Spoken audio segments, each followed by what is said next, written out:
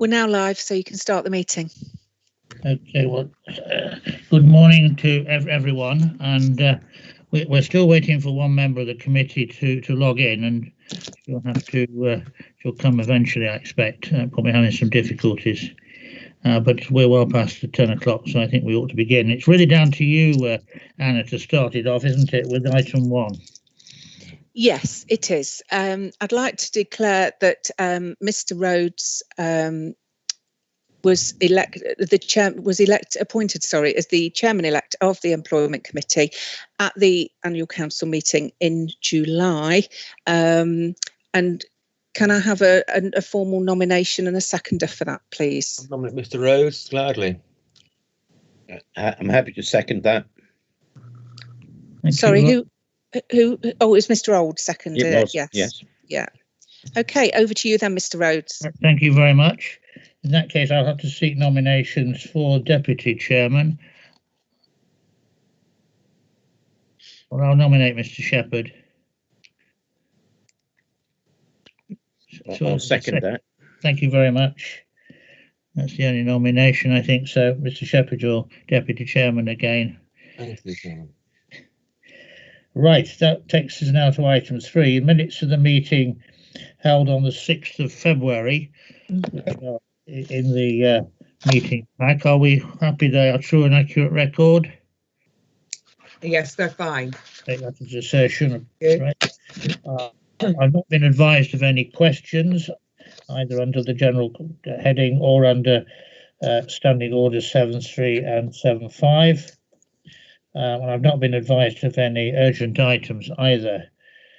Are there any declarations of interest? No. No. In that case, we go to item 8, which is our first paper, COVID-19 staff wellbeing update. And I will look to Mr. McFarlane to start us off. I think Mark's going to present this paper, and I'm happy to chip in as necessary. Absolutely fine. I'm hoping it's Mark, and he's not looking surprised. I'm not. No, that's fine. Thank you. I'm I'm all prepped. Don't worry. Yeah. So thank you. I'll just kind of I'll talk through the report, which in front of you. Which yes, it just gives an overview of the massive amount of work that we've done, particularly in the last couple of months, to ensure that staff well-being has been maintained over the current period. I guess the first bit where we started off with was around the building, of course, making sure that it was COVID compliant was one of our key areas to make sure it's safe for people to work in. So we've had a number of different changes to the layout of the building, as individuals may have seen if you've been into County Hall in particular. And we've also kind of restricted access, so staff can only go in once they've had permission from the heads of service, and they can only work at a desk that's been allocated to them. That ensures, I guess, that we don't have overcrowding in any particular areas. Make sure that the office is well managed, and we can also make sure it's cleaned as well, and make sure it's kept compliant from that point of view. We also kind of put in areas cover kind of practical issues such as use of meeting rooms and use around the food court, just to try and kind of ensure that the building itself was kept as safe as possible. We also introduced an individual personal risk assessment tool as well to help identify if any individuals who may be more at risk of catching COVID-19. And once that risk had been identified, then to enable a discussion about what support, if there are any additional support or factors we could put in place to assist them and support with them as well. And those things kind of have worked kind of really quite well, and I think a number of individual staff have felt supported as a result of actually talking to them about their individual circumstances to see how we can help and support them. The biggest thing we probably did was in May was we launched the whole wellbeing survey across all the staff to actually kind of understand how they were feeling and what support it was they felt they needed at that particular time. As a result of that, we had over 3,000 responses, which was a great response rate, really, and I think kind of showed how welcomed it was from the staff that we were asking them these questions. And the results of those kind of fed into some of our general recovery plans. And just a list of some of the particular actions we took was a one-off payment. We made of £200 for staff to reimburse them if they needed anything needed changing to their home. That particularly needed things like desks and chairs and things like that, which is kind of, again, been really kind of most welcome. We've had a lot of support for things like a book of well-being. People were kind of quite keen to give their ideas about how they kept their own well-being going and wanted to share that with their colleagues as well. And that issue, I guess, feeling of self-support, I think, has been quite important as well. And a manager's charter as well, which just kind of made it clear about how managers would be supporting their teams, even if they're working a lot more virtually as they are at the moment. I made it clear for individuals how they would be supported by their managers as well. That led on to a huge number of communications on wellbeing as well, and a wide variety of different subjects, such as how to work from home, initiatives such as active travel, and things like the impact of Ramadan they might have had as well, alongside promoting a lot of the support we would have available. There's our mental health first aiders, our counselling and wellbeing service, and also then I guess kind of that led into a number of kind of virtual sessions as well to support people through their current time, such as how they actually manage change and how to build their resilience, and a bit of mindfulness, and kind of linking that in with some of the national NHS guidance as well, to make sure that that was shared. So there's been a huge amount of work. That has just been a snapshot over the things we have done over the last 6 months. But it's important, I think, kind of obviously going forward now, we build on what we've done and make sure, that we continue the offer. So wellbeing will continue to be a key focus, and it will be a key area within the people strategy as well. And I've listed kind of, there's 8 themes in there particularly we'll be looking at over the next few years, covering things like also stress management, but also other things obviously like bereavement as well. We've seen a number of individuals who have suffered from bereavement particularly over the last couple of months or so, and how we kind of support them. Bits of anxiety, and then the other bits kind of well-being as well, such as sleep and physical activity. I think particularly some individuals who have remained in their house for periods of time, how we kind of make sure that they remain active, and an active body and an active mind should be helpful as well. And we've also then finally just relaunched the wellbeing survey again. So we've relaunched this again, just to kind of, again, have a sense check about actually what progress have we made and what has the impact been of the work and all the support we've put in place. And is there anything else we can do? And is there anything else we need to do to support? So that's kind of open until October time. So we've still got a few more weeks left of that. Hopefully that'll be a real good indicator for us in terms of, I guess, the staff feeling and the developments that they've seen, and the support that we've put in place have been good, and actually have been active, and they have worked for us. So that'll be one of our key areas for us. So I think kind of just in conclusion, I think, as you can see, kind of variety of activities have been undertaken. We've still got plans for the future that's in there. And so I'm just asking that the committee consider and note the actions that we've taken so far, and happy to take any questions on that bit of a whistle-stop tour. Well, thank you very much, Mark. That's an excellent summary of the paper, which I'm sure we've all had time to consider. 2 or 3 weeks ago, I came to County Hall and spent a few hours walking around the whole of it, and actually visited, I think, every office from top to bottom, both the Penloyd building, the Rutland building, the Eastern Annex, and Anstey Frith, and I toured all the car parks as well, which is quite a trek. And I met people who were in, and of course there weren't too many people in on that day. It was on Monday, the 24th of August, actually. Quite a few people would have been on holiday perhaps as well. But I did talk to the people who were there, some of whom had been working all the time throughout the whole of the pandemic, right from the spring, and preferred to come in, often because they lived fairly close to the building anyway, and also found it easier to work in an office setting rather than their home settings.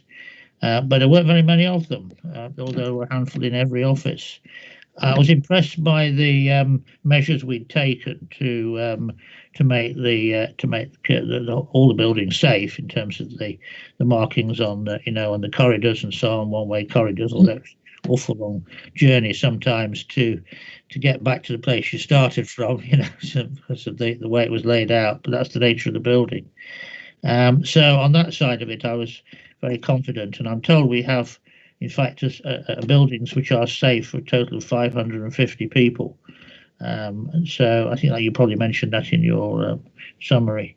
And of course, that's only about what, fifth or sixth of our total number of people who can come to County Hall or would regularly come to County Hall. So it's a fraction of the total. And of course, the issue for the future is what we can build that back up to, and how we can bring ourselves up to the 550 level, because we're not at that level yet. Although I'm told more recently that we've got probably twice as many in, perhaps this week, than we had when I visited. So we are actually moving back a little bit. But on the other hand, we seem to be in a second wave of COVID-19 infection across the county, and of course, a number of our staff probably live in the city as well, so they're affected more acutely by it. We have to keep our nerve and keep steady on this, and I'm reassured by the fact that our staff are content with, well, not content, some of them probably have some difficulties, but are able to continue to work from their homes or from their whatever setting that they find most convenient, and are doing their jobs, which is the most important thing. Now, incidentally, when the day I came in, although there were only, I think, less than 200 in, there were about 3,000 people logged into the system, which shows there was a lot going on. So it's hopefully they were all busy away and tapping away or doing something. But there you go. That's another matter. It was lunchtime, actual fact, when I discovered that, because that was when I finally got to the IT man who could tell me what was going on. So I'm very happy with the report, and just to start us off, I'll move the recommendation and invite anyone else to contribute. I will second that, Chairman. Thank you. I can't see any hands up though. My hand's up. My hand is up. Newton, yes, please speak. Yes. Thank you for that, Mr. Rhodes. I just wondered, I know some people who are working from home, who are council officers, and I was just, from my understanding, is the productivity levels of their work seems to have gone up from working at home as opposed to being in the office. Is there any way we could measure this scientifically to see whether or not there is an added value of working from home? It's curious you should answer that. You should pose that question, because I've discussed this with Mr. McFarlane and also with the IT people. I mean, there are various systems around. Some of them are very intrusive, like check the number of times you press a key on your keyboard and things like that. But not proposing to introduce that, by the way. I'm just mentioning that those sort of techniques have been tried in America. But I think it actually seems to rest really on tools which determine whether the outcomes of the work, which is why people are there anyway in the first place, to achieve something, are actually being done. And that's, of course, a question that means we have to provide tools for managers. Can I invite Mr. McFarlane? He will say something about it, because he's been involved in these discussions.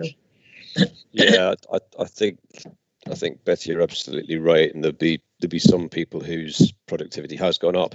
Inevitably, there'll be some other people who are struggling, and I think we did have a conversation with Byron, and Jane Glasgow was involved in that as the Chief Digital Information Officer. We can use some technical tools, and they're okay in certain circumstances, but in general, this is about good leadership and performance management, and managers knowing what people are doing, setting targets, monitoring outcomes, keeping in touch with people, and knowing what's happening in that way around productivity and around well-being as well. And we did have a conversation the other day, Byron, around, this perception of a pajama culture. And I think my response was, the people who might, not be doing a lot at home are the people who used to come into the office, admittedly get dressed and not wear pajamas, but would then hide behind a PC and not be managed. So it's the kind of same challenge for the very small group that we've got for now people now working remotely. So we've done lots of work and lots of support for managers and training for managers, seminars and courses, etc., to help people manage effectively remotely. And then all the work that Mark's talking about around well-being helps people become remain productive as well. Could I perhaps just add to that I, in the discussions that Gordon's just referred to with IT, with Jane Glasgow, I have asked them to think a little bit more and perhaps at some point provide us with a paper which describes the various measures and tools available to managers to be able to measure and to ensure productivity. So when that comes, then probably we'll have a fuller answer to your question, Mrs. Newton. Yeah, can I say, please, if I may, it wasn't just about productivity, it was also about well-being too. I think that's very, very important. Indeed. Right, anyone else? I can't see any more hands up. I do see Mrs. Broadley's been able to join us now. At least an icon is there. I can't see her in person, but there we are. No. Right, can we agree then? Yeah.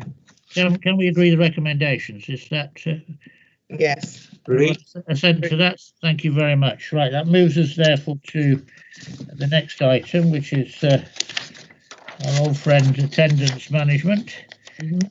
Who's going to lead on that one? That's myself. Oh, Andrea. Mr. Rhodes, Andrea. Top of my screen, yes. Okay. Thank you. So the last paper we had was at the end of December, and this is the end of June position.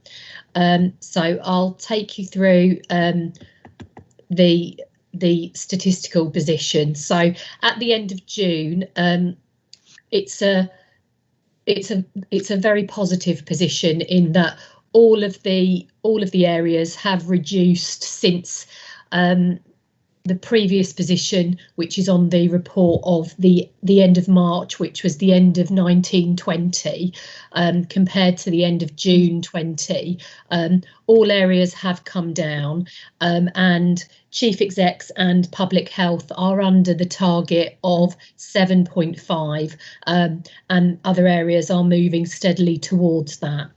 And obviously we're continuing to monitor progress towards that 7.5 for all areas. Moving on to types of absence, the mental health absence type is still our area where we lose the most time due to sickness absence, but we were starting to see a reduction in the amount of absence very slightly at the end of June. I'd also started to have a look at the amount of absence that we'd lost due to COVID-19. Obviously, as Mr. Rose had explained, this is a situation which is continuing and we continue to monitor this. But at that point, it had a relatively small impact on our absence overall. And I've just shown the difference there. So if we'd had no absence due to COVID-19, our position at the end of June would have been 9.13 FTE days lost compared to the actual reported position of 9.48, just to show that comparison of what that type of absence would or wouldn't have had. Moving on to the kind of short-term, long-term comparison, as we usually see, the balance is that we have more long-term absence in general than we have short-term absence, and we see that in our casework. In terms of our focus, we tend to have more of our resources focused at supporting the resolution of longer-term absence, and that's something that we continue to do. The next part of the report looks at service level data, and I'm sure in terms of portfolios, each of you will have particular interest in different areas of this report in terms of what this is showing. Most of the areas we are seeing reductions at this point. There are some of the areas which are starting to go up, which if you have particular queries, obviously I can try to address those at the end of the report. I've made a addition into the report about the attendance management intensive support project. In the previous report, we'd explained that we'd had an extension to funding and that we were looking to change the model for attendance management intensive support. On the 1st of September, we've made that change, and we are currently in the process of moving casework into the new model at the moment, and that's going well. We did all of the comms with DMTs and through to managers that had particular cases during August, and we're continuing to work with managers that have casework going forward to make sure they know who they're working with and where they're getting their support and what the expectation of them is going forward. Just as a reminder, the main change is that we've moved the support, rather than being focused in particular areas of the council, it's now across the whole council. We're looking at not only attendance but probation and capability as well, and we are targeting resources at those most complex cases that will benefit the most from that additional support from a particular group of advisors. So in terms of the recommendations, it's to note the position and the improved position and trajectory of the attendance work, and also the update on the intensive support project and the transition to the new model. Thank you. Right. Okay. Well, thank you, Andrea, for that very good introduction. Obviously, I read this paper with considerable interest, being something which I've in the committee have focused on for a long time. I mean, it's encouraging that the recorded attendance has improved, albeit in a different setting compared with the previous periods. And of course, we're still reliant on people checking in if they feel they're unwell and therefore recorded as being absent. Yes. And if they're not, they may still decide to log in, even though maybe they've got a streaming cold or something like that, or feel unwell in other respects. And I'm sure some people actually do that, whereas previously they wouldn't have felt comfortable about coming into the office. Anyway, be that as it may, I mean, clearly we need to go in the direction of improving our overall performance and reaching the reasonable, fairly arbitrary, but nevertheless reasonable target of 7.5 days per annum on average. I think I'm fairly content with the paper as it stands, and I'll be happy to move the recommendations. So I look to other members of the committee now to contribute if they are. Mr. Shepherd, you've got something to say. Yes. Yeah, I'm happy to formally second.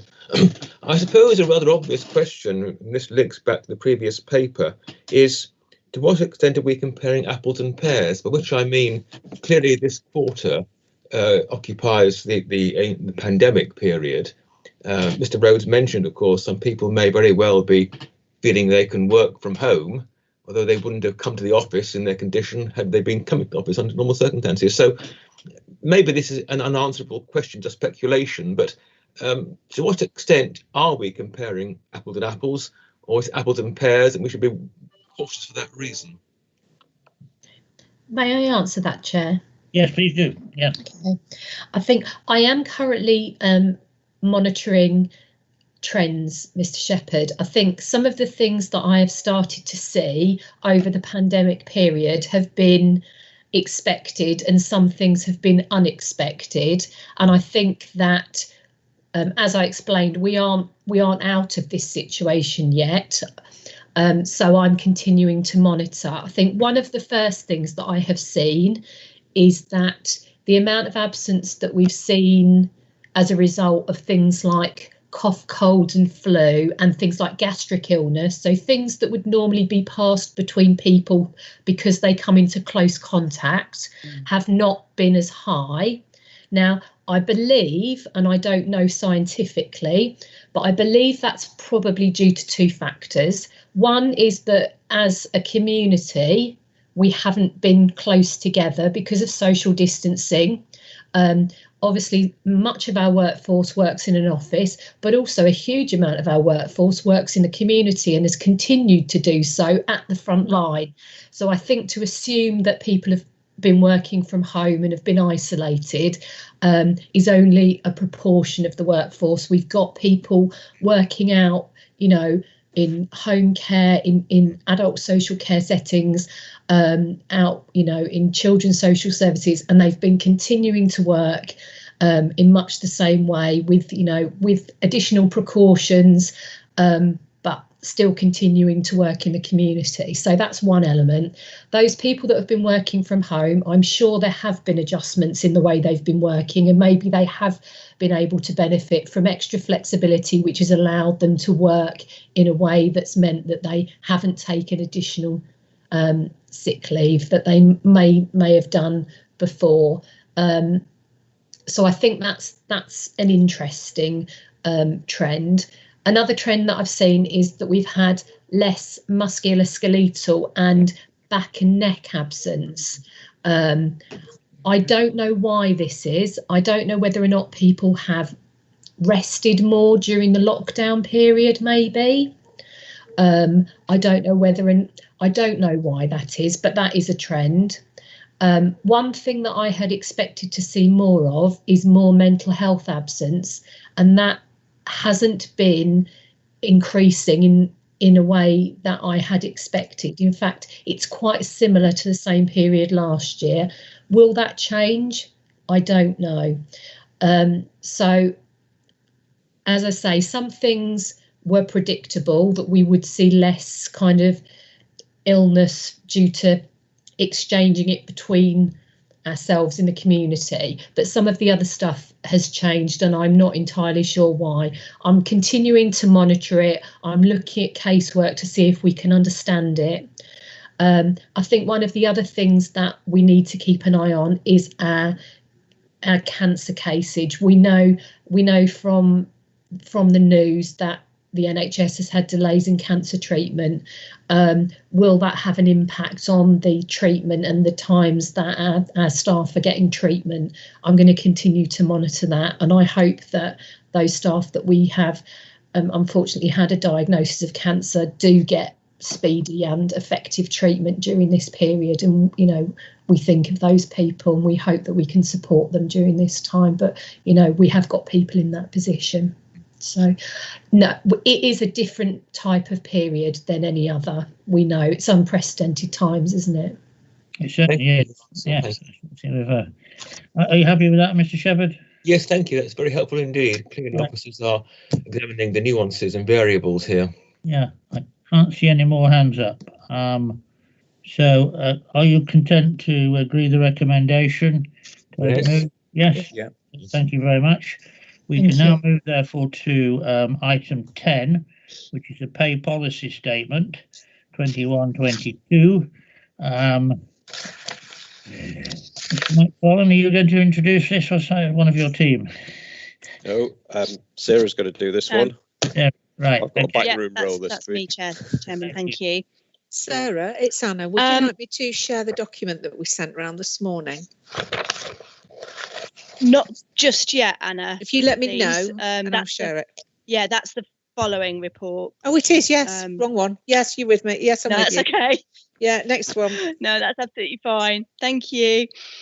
The purpose of the report is to seek approval for the Council's pay policy statement for 2021-2022 prior to forwarding to the County Council for approval in December of 2020. Just to remind the committee that under the Localism Act 2011, local authorities in England and Wales are required to produce and publish a pay policy statement for each financial year. And the 2021-22 statement needs to be published on or before the 1st of April 2021. I'd like to draw members' attention to the pay policy statement at Appendix A. And for the purpose of the pay policy statement, remuneration includes basic salary, pension, and other allowances arising from employment. Again, just a reminder, the grading of all posts at Leicestershire County Council, with the exception of our centrally employed teachers, is determined by using the Hay job evaluation scheme to ensure a fair, consistent and non-discriminatory process, and that the council complies with equal pay legislation. This part of my introduction does link to the following report on the pay awards. The agreement on the 2020-2021 National Joint Council Chief Officer and Chief Executive Pay Awards wasn't announced until the 24th of August. And so the following report on the pay award will update Appendix A of the pay policy statement, and the document that Anna was just referring to will be exchanged for the one that's in the current report, so that the up-to-date information is included when that goes to full council in December. All other aspects of the pay policy statement remain unchanged from the statement that was presented to the committee in September last year. In terms of recommendations, therefore, the committee is asked to approve the council's pay policy statement for 2021-22 for submission to the county council, and to recommend its approval by the council on the 2nd of December 2020, subject to the changes that I've outlined in my introduction, to enable us to meet our statutory obligations to publish by the 1st of April 2021. I'm happy to take any questions. Yeah, can I just clarify exactly what we're being asked to do? Because what we have actually in our packs is really an interim statement, isn't it? Yes. So we're not actually approving that to go to the council. We're approving another one, which we haven't seen yet. But I take your point that it's just been made available this morning, although I haven't seen it yet, which updates it to the new pay award. So what exactly are we doing with the recommendation? Yes. Don't have a recommend. Yes. I think, yeah, the pay spine that has been circulated by Anna this morning will substitute the pay spine that is in your existing pack. Right. And the following report is asking you to support the introduction of the new pay spine. Yes. And following the, making an assumption that that is the case, then that new pay spine will substitute the one that is in the current pay policy statement. So I think that makes sense. What we'll be approving is in effect, I don't suppose all of us have seen the latest document. We'll be assuming we'll approve the emerging document, shall we? Is that the position we're in? Perhaps Anna, you can just clarify that from the legal point of view. Or no, Gordon's going to do that, right? Sorry, no, certainly not the legal point of view. But I think the point was just to pick up on Sarah's point that it's assuming you agree the pay increases, all we'll do is substitute the up-to-date pay spine, and the rest of the document stays the same. Yes. I think is what we're saying. That's fine. That makes sense. We'll be looking at all that's aspects. Absolutely it. So if you bear that in mind in any discussion that we're about to have, then all right. So I'm content with that. Does anyone else wish to speak on this paper? No, I'm happy with that as well. Yeah, thank you. Well, I've moved the recommendation, which is to approve it, and I think possibly it does need extra words though, subject to amendment to update the schedule, the pay rates schedule when the new pay award has been considered. or was that effect? Are you okay with that, Anna? I am, yes. And I will second that, Chairman. I suppose what we're formally doing, aren't we? We're agreeing to replace Appendix B, pay and grading structure. That's correct, yes. Yes, Document. yes, When yes, we yes. come and look at that in the next paper, I guess. Yes. Yes, Yeah, that's it, yes. That's a more accurate way of putting it. Yes, Second that, that's right. Chairman. It's, So is that agreed? yes, yes. Right, thank you very much. And thank you, Sarah. Right, so moves us now to the pay awards, item 11. Are you speaking on that as well? I am, yes, yes. If I talk through my introduction, Anna, then perhaps if you could share the document that was circulated this morning once I get to the end of my introduction. Is that okay? That's fine, will do. Brilliant, thank you.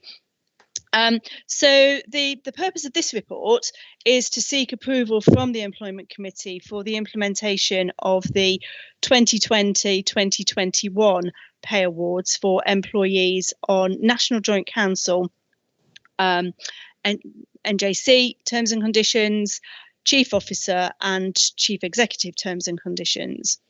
The announcement of the agreement for the 2020-21 pay awards was made by letter on the 24th of August, and work commenced immediately to apply a 2.75% increase to the current pay spine and to consult with our trade unions. Whilst the Council has adopted local pay scales, it is committed to applying the relevant nationally agreed pay award. This year for the NJC, this was an award, as previously mentioned, of 2.75% on all spinal column points, and an agreement to enter discussions nationally to examine the options to ensure that the sector and the NJC pay spine can meet the challenge of the government's target for the national living wage in future years. There was also an agreement to increase the minimum annual leave from 21 to 22 days. However, as far as Leicestershire County Council is concerned, we already have a minimum of 24 days annual leave, and therefore we will not be increasing our annual leave in line with the agreement that was made by the NJC negotiators. There was also an agreement that the Joint Secretaries will begin discussions on a comprehensive joint national review of workplace causes of stress and mental health. And then moving on to the Chief Officer Pay Award, again, a 2.75% increase in salary, and additionally, a joint survey of all local authorities in order to examine the extent of the gender pay gap among chief officers and to agree a joint approach on how to remove any such gap. There was also, in terms of chief officers, an agreement to commence discussions on a new package to improve chief officer work-life balance. And then finally, the Joint Council for Chief Executives also agreed a 2.75% pay award. The trade unions have been consulted on the draft pay spine, which Anna is about to share. In terms of the net cost to the pay bill, we have calculated that that is going to be £4.6 million plus an additional £1.3 million pension contribution. These costs have already been budgeted as part of the medium-term financial strategy. So, Gordon, I don't know whether you want to come in and make any comments at this point, and Anna, if you could share the pay spine. I think you've covered it. I have shared it. Can oh, you yes, see it? You have. Yeah, Yes, good. Yeah. Yeah. Sorry, No, Anna. I was fine, Sarah. looking at the report screen. Good. Yeah. Okay. Thank you. So moving then to the recommendation, it is recommended that committee approve the implementation of the pay awards for NJC, Chief Officer and Chief Executives, and to note the actions being taken by the national negotiators in addition to the agreements on pay. And again, I will do my best to answer any questions. Right. Well, thank you very much for that. If I may pose a question to begin with, is that 2.75 is applied to every grade and every pay point? Is it? Because in previous years we've loaded the lower pay side a little bit more, but this time I think it's 2.75 across the board, is it not? That's correct. It is an across the board increase. We haven't had any bottom loading this year. Yeah, fine, thank you. Yeah. All right. Now I think Mrs. Newton wants to come in. No. No, you're way off. You're just flashing at me, as it were, on the screen. Oh, right, no, didn't see. Oh, I'm writing. That's what it is. Right. I can't see anyone else, but I can't see hands everywhere. You see, because of the way my screen is configured. Does anyone wants to say anything? Please shout up. No. Well, is there a seconder to the recommendation? I'll second that, Chairman. Thank you, Mr. Shepherd. Is all agreed? Agreed. Right, thank you very much indeed. Thank you again, Sarah. Which now means we can now move to item 12, which is the organisational change policy and procedure summary of action plans, and that, of course, is down to you, Anna. Yes. Where are we? Yes, it's Oh, me. yes, I can see you now. Yes, right. Can you see me now? I've put it on. Right. Yes, so I've circulated the paper, which sets out the action plans for redundancy that have been implemented so far in Appendix 1. But actually, the second appendix shows that there are no action plans currently underway that involve compulsory redundancies at the point that the report was written. Yes, it's quite a short report. This one, isn't it? So, are we all happy to accept that report? Yeah. Okay, that's agreed. No questions. I've not, as I say, I've not been advised of any urgent items. The dates for the future meetings are set out on the agenda. We meet again in February. 3rd of December, I beg your pardon. And then we meet in February. So we'll see each other before Christmas, as it were. So thank you all very much for your attendance. I hope, Mr. Old, you've enjoyed your first meeting of the committee. Well, not quite my first meeting. It is as a member, but I have subbed before. I saw you have done, yes. There must have been an opportunity in the past, yes. And well, we didn't see Mrs. Broadley, but I think she was logged in and heard everything was going on. I hope she's content with what we've done. So thank you all very much. I'll close the meeting. Thank you. Bye. Very much. Bye. Thank you. Thank you. Bye-bye.